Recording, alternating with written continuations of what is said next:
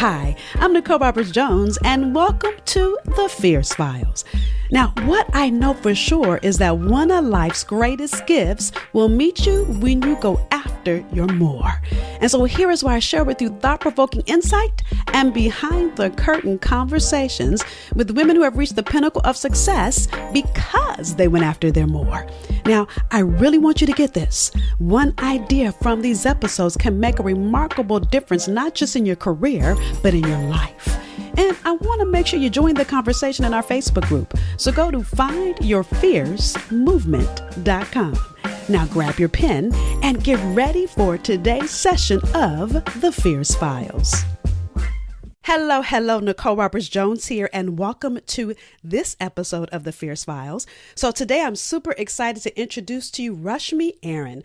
So Rashmi is what she would call a recovering lawyer and investment banker. She's a woman leader, an entrepreneur. She shares a unique and vulnerable story that is a game changer. So Rashmi is a first-generation immigrant of Indian parents and the oldest of 3 daughters, and was raised with high expectations to achieve.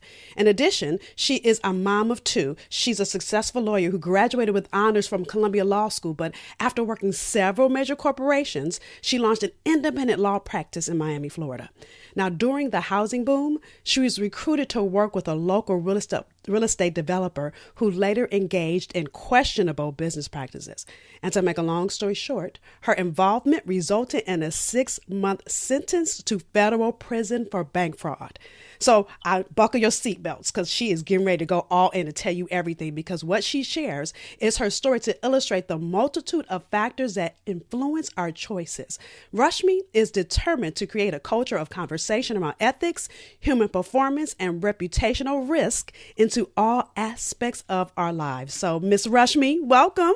Thank you so much, Nicole. I'm happy to be here. And hello to everyone out there listening. I'm excited to share my story and hopefully inspire some people. Well, let me tell you, I met Rashmi. We were both speaking at an event, and I was like, I think I stalked you down like, oh my God, I got to have you on my podcast. Because first of all, the thing that I value about you is your ability and your willingness to be transparent and tell your story when I know it wasn't easy for you to make the shift. So tell the ladies, after having this lucrative law practice, after having everything come down around you in that moment when you came home from prison, whether you want to start from before you went or when you came home, tell us, what did you have to let go of to be where you are right now?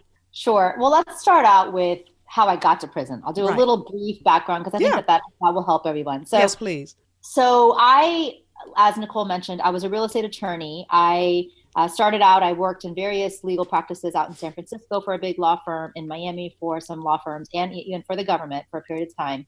Ultimately, in 2004, I started my own practice and pretty quickly, started growing it and, really kind of pounding the pavement. My kids were really little.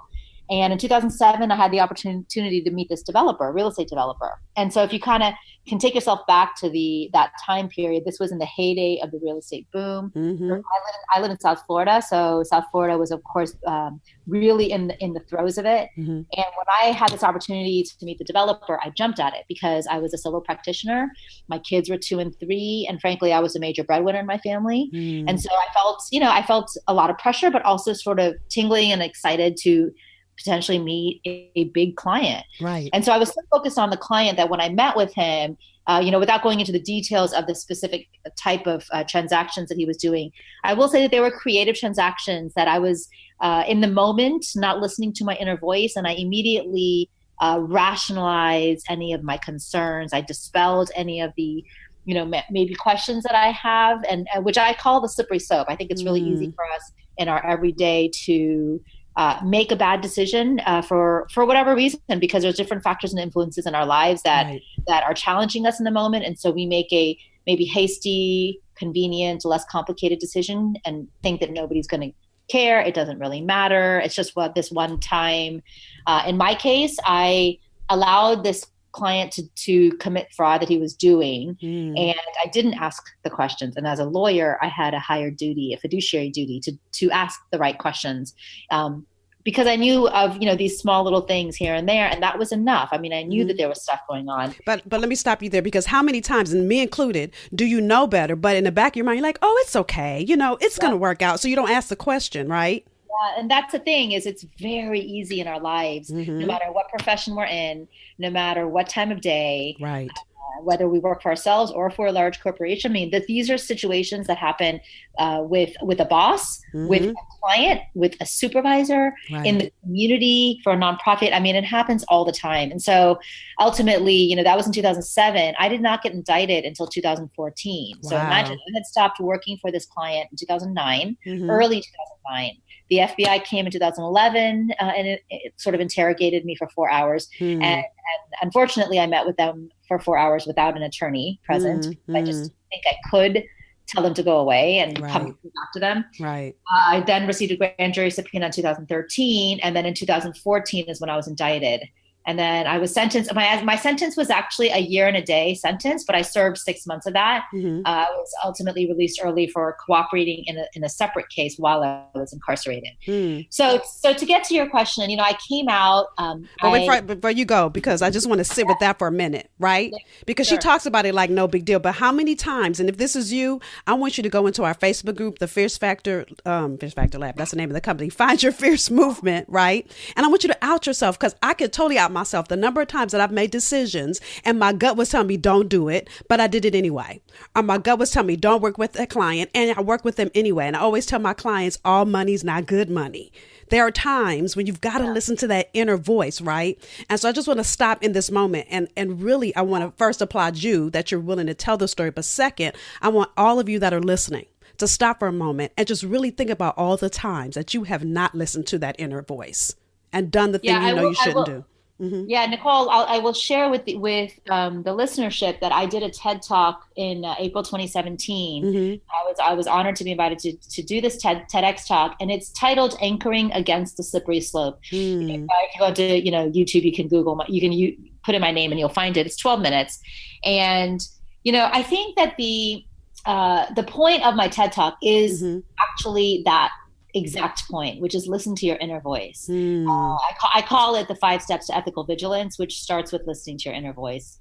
Actually, it starts with pausing, kind of getting yourself off the racetrack and taking a moment to not engage in the intuitive thinking and actually do some cognitive thinking, which I think oftentimes we don't do. Right. We're so stuck on our racetrack and trying to accomplish all of our goals that we just kind of are on autopilot, checking off our list of things to do. And I think us women do this all the time. Right. I know for me, I absolutely felt the need to be perfect. I absolutely felt the need to do it all as a mother, as a wife, as a business owner, as an attorney, as a community, I was activist. I've always sat on boards in our community. I've been very involved both from the community level and on the political level at my kids' schools. It's like I was trying to wear all these hats and try to do it all. And never did I want to ask for help because I thought that was a sign of weakness. Right. I never wanted to ask any questions because I wanted, for example, my parents are both attorneys. I could have easily gone to them and gotten a second opinion about these transactions I was doing, but I didn't want to. All I could think about was, I want my parents to be proud of me. Right. I want to show them that I've achieved that American dream that they sacrificed everything when they came here from India for. Right. So there's so many other cultural influences, societal influences that we engage in, that we allow ourselves to be strapped by. And then that leads us to ultimately not necessarily thinking through the decisions that we're making. And so a lot of times now, I'm lucky enough to be invited by corporations and, huge associations and business owners. And I get brought in to talk about okay, what is the business discipline, the mental processes we should be going through to engage in decision making so that they are ethical. So we're promoting a culture of, integrity. All of these issues are really important, no matter what profession we're in, no matter where we live, no matter what industry we're in. These are all really needed conversations. And so, but what got you this is great, right? This is all yummy and good. But that moment when you came home and you had to recreate your life, you had to start over. What was that moment like for you? We're going to stop here for a quick commercial break and we'll be back for more. Are you ready to live in the true power of your gifts and talents and get paid for it?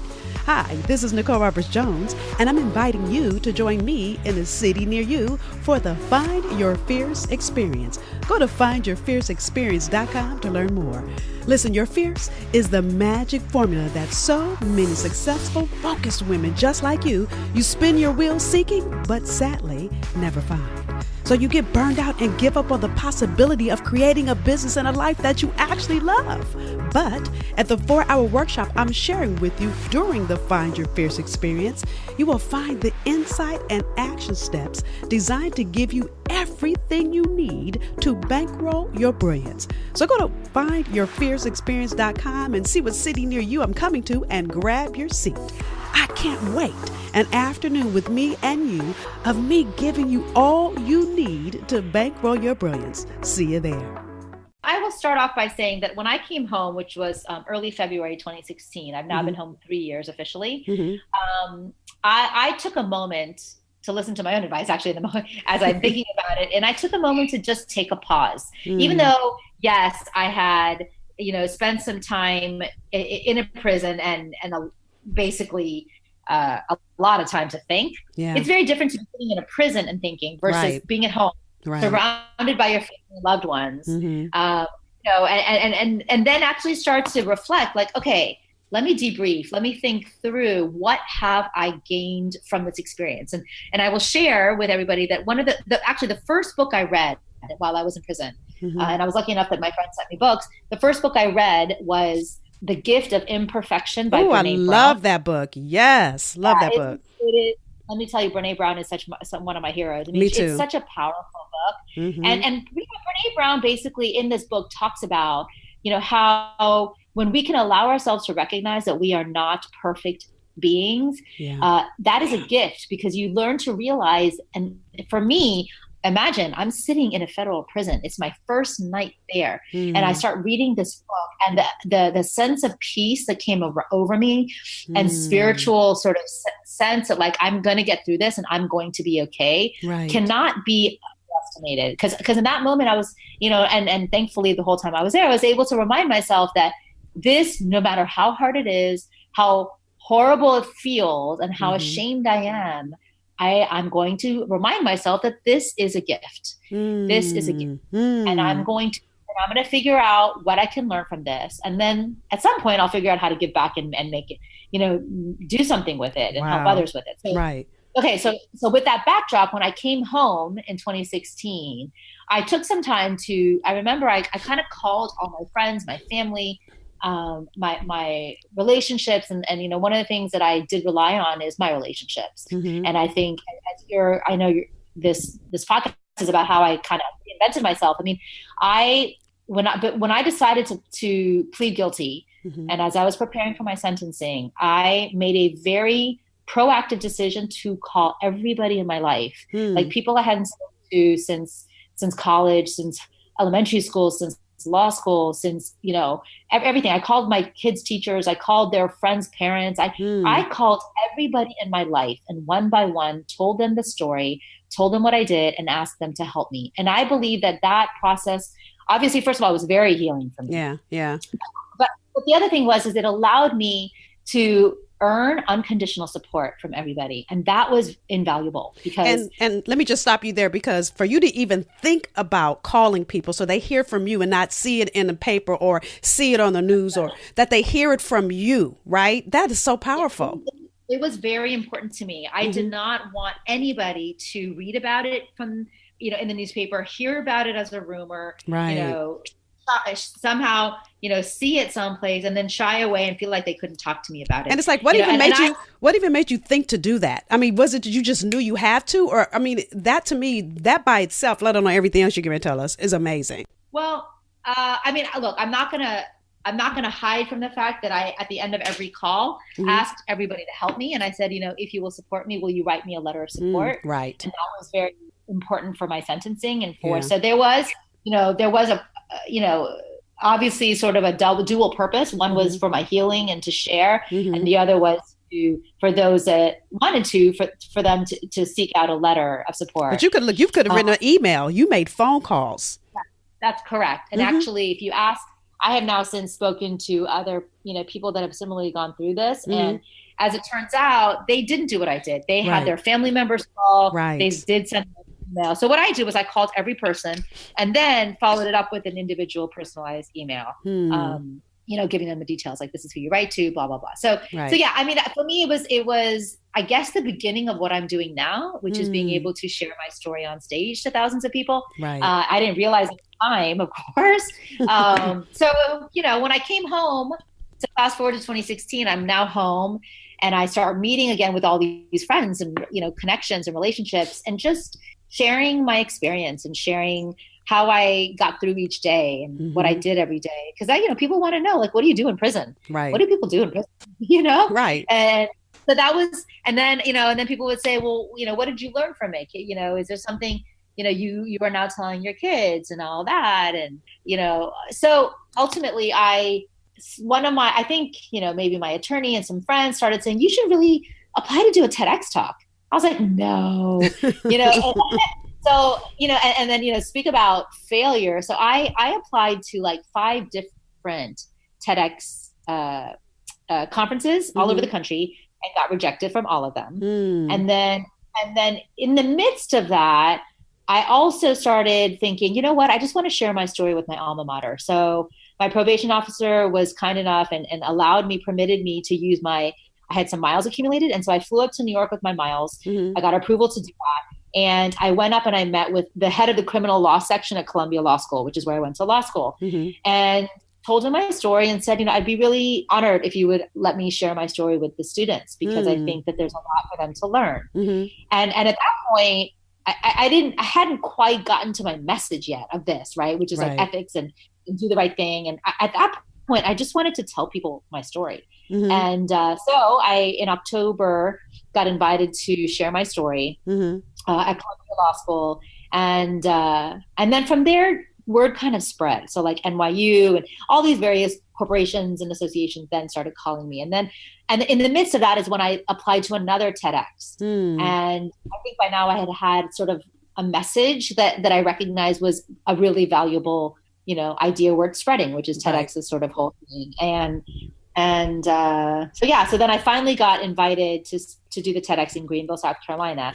And then I started getting booked for a lot of speaking engagements and keynotes and consulting situations from all sorts of industry, corporations, nations, and it was kind of like a steamroll effect. People started hearing about me, and I got more exposure, and then word of mouth, and I think it's an ongoing, constant evolving process that I'm always challenging myself. Like, okay, who else can I market myself to?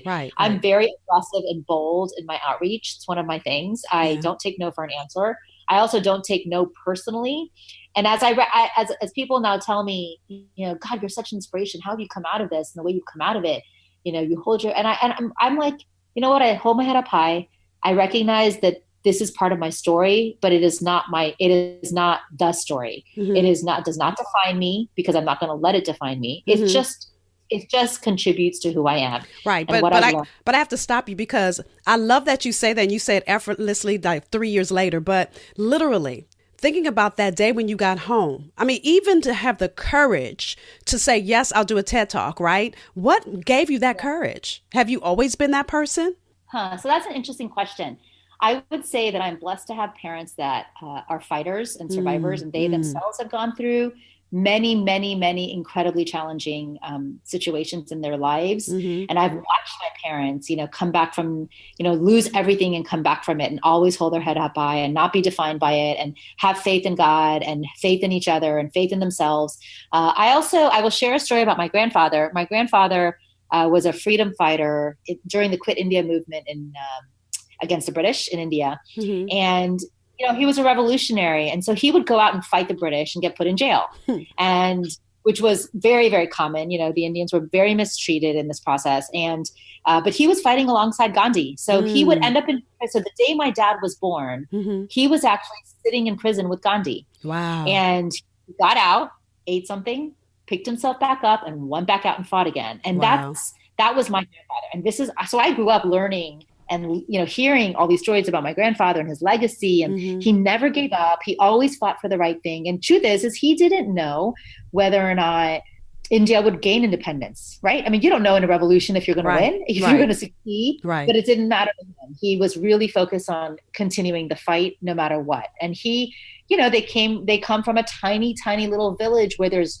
not even paved roads and dirt roads, and there's no cars. And imagine it's a really tiny, tiny little village. Right. And they have, financial means to be doing this. My father is one of 12 children. So imagine my grandmother is sitting at home with 12 kids while her husband is off fighting in some revolution. Right.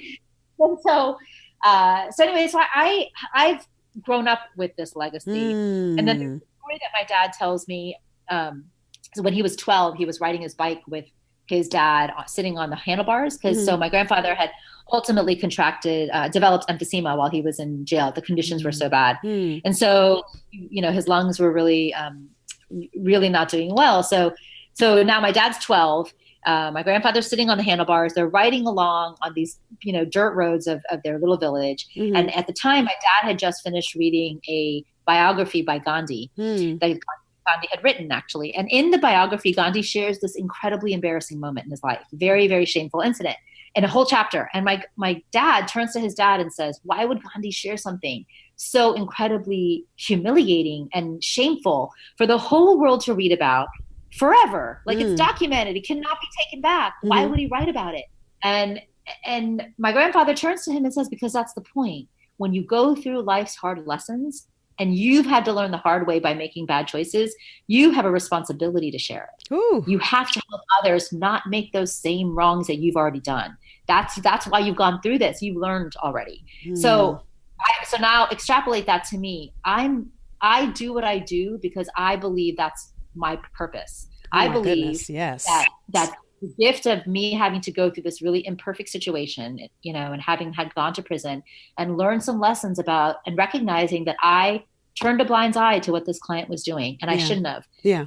And I wasn't paying attention to the details, and I should have. And I didn't ask the questions, and I should have. All of these things, I now believe it's my duty to help others not make those same mistakes, and help others recognize that it's really easy on any given day, in any moment, to make a bad decision if you're not constantly reminding yourself, like, okay, what are the ethical and moral consequences of what I'm doing? And this honestly applies to our professional lives. It also applies to our personal lives. It applies across the board in every aspect that we do. I mean, it even applies in our parenting. It applies how we tell our kids to treat others. It's really sort of this, and that's why it's interesting, because the types of places I get now invited to share my story, like, cover such a gamut internationally. It's pretty cool because I get to meet all these different people from all these different communities and cultures, different entities, because it's a message that I do share vulnerably. I think it's really important that I can help people, hopefully, with my story and with what I've learned the hard way. And, the thing that as I'm listening to you, first of all, I love that your grandfather, and obviously your father then said this thing to you, right? That you have a responsibility to share. And I love that. First, I have to commend you for having courage. I don't even know if you realized until maybe this day, I don't know if anyone else has ever commended you on the courage it takes as a woman of color, not even as a man, as a woman, right? To come back and then stand on your story. Instead of your story standing on you, you're standing on your story and you're sharing it so that others can learn the lesson.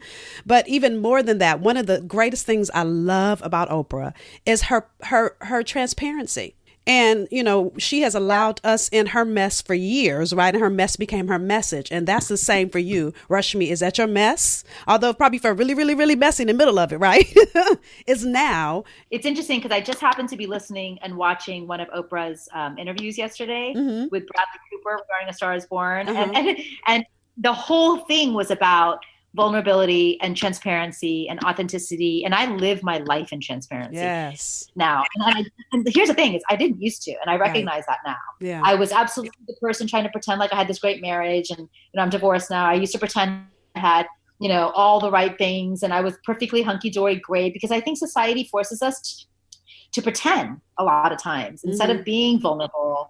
And because otherwise it appears to be a sign of weakness, Right. And so I think that God, Oprah's I adore her. Yeah, actually, when I was going through this, my dad go to her. She was on that O conference that she was doing with Elizabeth Gilbert and Deepak Chopra. So I actually got to see her here in Miami as I was in the midst of not knowing what was going to happen in my life. I hadn't even like been sentenced yet. So I remember it was very, very emotional for me. And I think, one thing I've learned is I had to lose my freedom to gain complete freedom. And what I mean by that is I lost my freedom, right? I went to jail, prison. I was in handcuffs and shackles and, sitting in armored vans, transported in armored vehicles.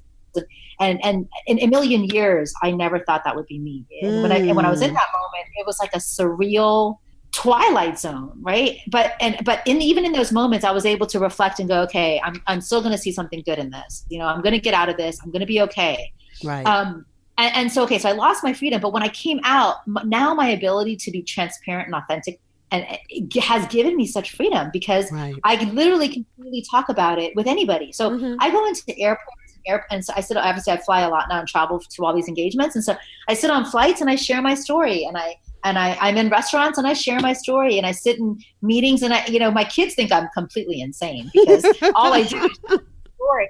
Because if somebody asks, I share my story. I have nothing to hide. And I will tell you that there are a lot of women I was in prison with that are not like that. Most of the women lie to their kids, lie to their friends. Yeah. Nobody knows where they're at. Right. They're living in shame. They're living, kind of in a really sheltered, what will be a sheltered life because they don't want to tell anybody. Right. And then they're going to try to hide it their whole lives. For me, I'm like, I don't care if it's on the internet because that is my story. Right. And now I'm going to help people learn from my mistakes. And so, look, I think I recognize that I am privileged in that I have been blessed with the strength to do this. And I do know that, and I'm humbled by the fact that I am able and I guess have the like you said, the courage to be able to stand in front of people and not falter when I share my story and not be shamed, So yes, there is shame and but for me, being able to walk through it in front of others gives me a lot of strength. Yeah.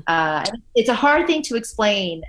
And look, I've spoken in front of thousands of people before and I recognize I'm never going to make everyone happy. I'm never going to find 100% of the people loving me. Right. That's just that's reality. So there's going to be the people that aren't ready to hear my message and aren't ready to hear me. And that's okay. I respect them as well. Right. But at the same token, there are so many people who you truly have blessed them by sharing your story, me being one of them, which is why I came up to you. You weren't even finished barely talking. I was like, oh my God, that was so good. And literally because you were really raw, open. First of all, you're beautiful. So you walk in and you don't look like your story, right? And then the first thing comes out of your mouth, you're like, what? My mouth was open. And that to me is so good because you pull everybody in and then you leave nobody out.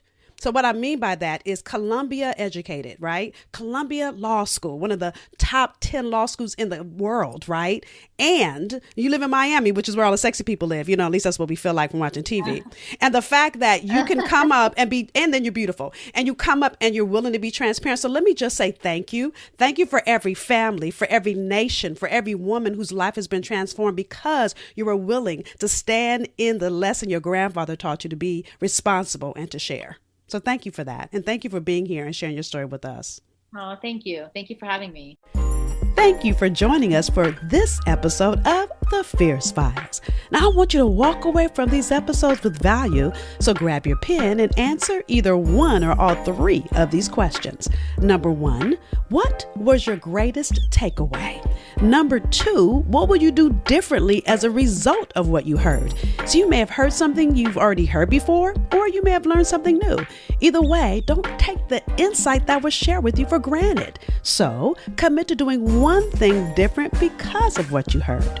Number three, what was confirmation for you? What did you hear that confirmed you're on the right path? See, I want you to take a moment and celebrate you. Too often in our journey, we focus on what we're not doing and we forget to celebrate what we are doing. So what was something that showed you that you're headed in the right direction? Now, I want you to share your answers. Share your answer to either number one, what was your greatest takeaway? Number two, what would you do different? Or number three, what was confirmation for you? And share it in our Facebook community. So go to findyourfiercemovement.com and use the hashtag FierceFiles. Now, each experience we encourage, support, and celebrate as a community. It allows us to expand in possibility and wisdom, in encouragement and love. Now, we've invited you into our community to deepen our journey with being the answer someone needs and in being committed to your next level. So until the next time, be extraordinary, be unapologetic, be bodaciously you, go and be fierce.